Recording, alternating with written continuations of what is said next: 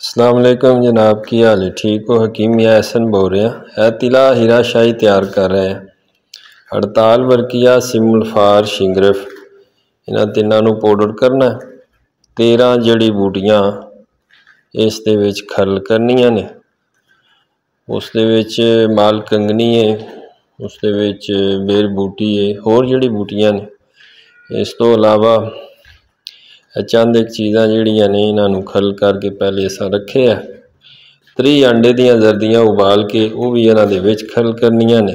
खरल करके डोली दे विच थल्ले सुराख करके साइडां ते लेप करना है। इहदा चंगी तरह लेप करके उस तो बाद जनाब डोली नूं मिट्टी नाल बंद कर लेना। डोली नूं मिट्टी नाल बंद करके थल्ले तांबे दी तार देनी है।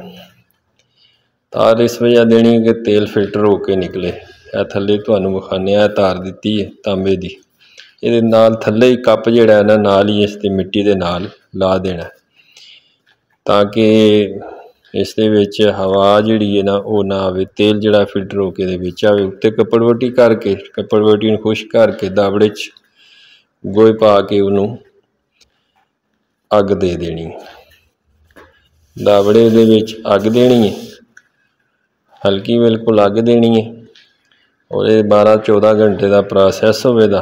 दाबड़ा छोटा सी, मटीरियल ज़्यादा सी, असां ने अग दित्ती ते जिस टाइम जल रहा है तो फिर असां ने उत्ते गोहे जिहड़े ने ओपले जिहड़े ने होर रखे ताकि पताल जंतर जिहड़ा है वो ठीक हो जाए। थल्ले वाले पासे कप जिहड़ा है ना नाल ही डोली दे असां पैविस्त कीते है।